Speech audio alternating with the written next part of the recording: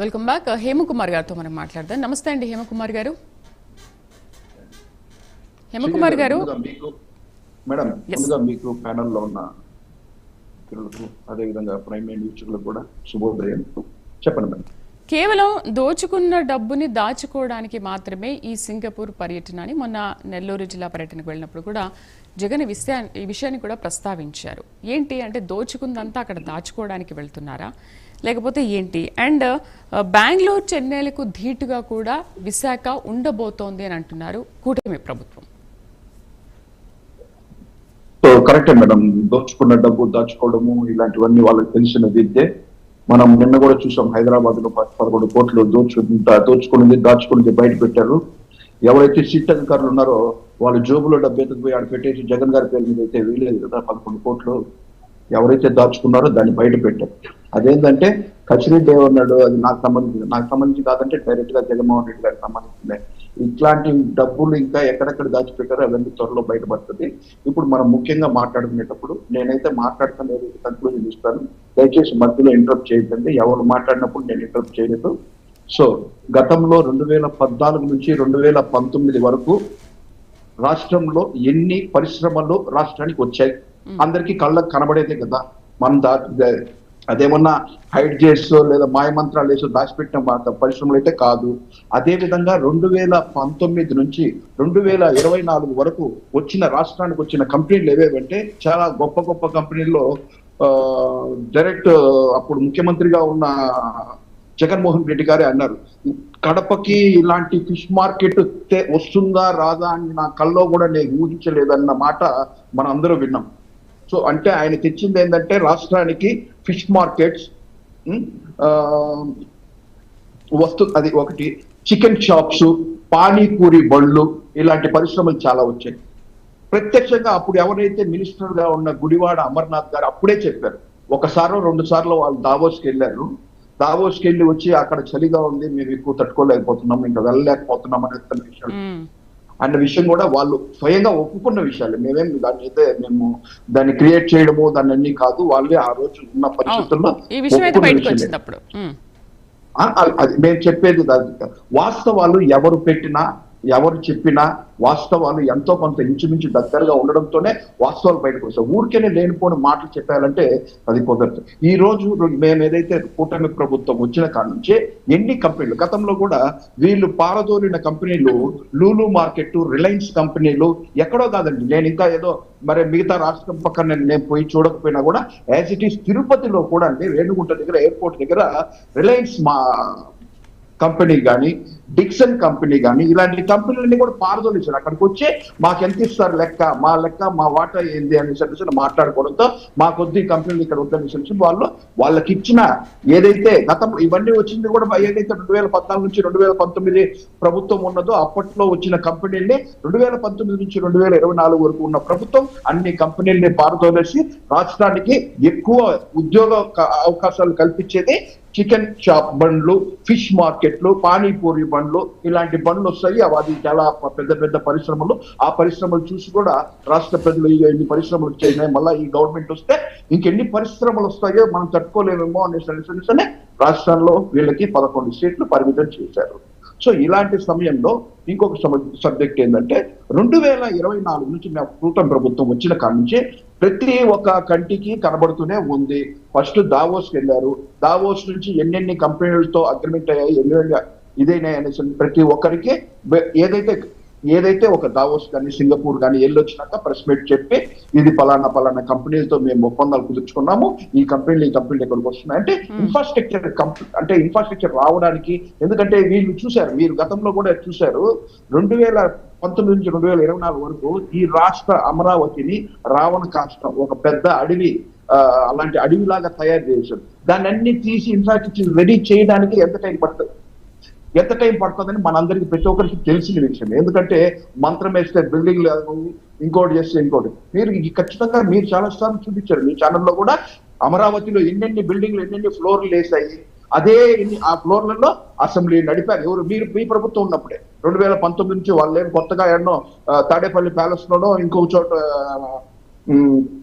వైజాగ్ లో కట్టిన దీంట్లోనో అసెంబ్లీ కానీ హైకోర్టు కానీ ఇలాంటివన్నీ అక్కడ నడపలే. ఏదైతే 2019 నుంచి 2014 నుంచి 2019 వరకు ఇన్ఫ్రాస్ట్రక్చర్ ఇదే అయిందో దాంట్లోనే అసెంబ్లీ నడిపారు, హైకోర్టు నడిపారు, ఇంకా ఎన్నెన్నో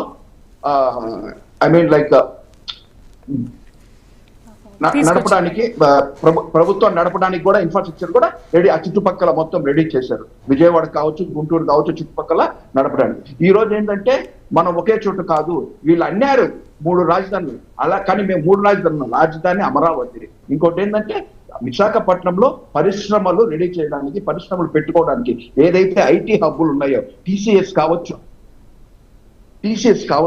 అదే విధంగా చాలా కంపెనీలతో ఈ రోజు టైఅప్ అయ్యేసి 45,000 కోట్ల పెట్టుబడి వస్తుంది.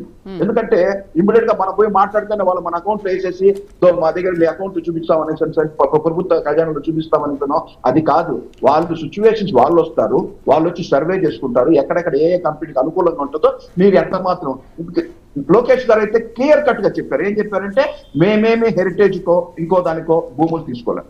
ఇదే విధంగా వైసీపీ ప్రభుత్వంలో, అంతకుముందు కాంగ్రెస్ ప్రభుత్వంలో కూడా బ్రాహ్మణి స్టీల్ కి ఇవన్నిటికే ఎవరిది, ఇవన్నీ కంపెనీలు భారతీయ సిమెంట్ కి ఎవరిది కంపెనీ, వాళ్ళ కోసం తీసుకున్నారు భూములు. కానీ మేమైతే హెరిటేజ్ అయితే కూడా ఒక్క భూమి కూడా తీసుకోలేదు, మేము అప్పుడైతే కొనుక్కున్న దాన్నే పెట్టుకున్నాము అనేసి ఎప్పుడు చూసినా వాళ్ళు హెరిటేజ్ బొరచలుతున్నారు. వాళ్ళ స్టేక్స్ కూడా ఏదో కొంత బాగా అమ్ముకునేసి ఎవరికో ఇచ్చేసి.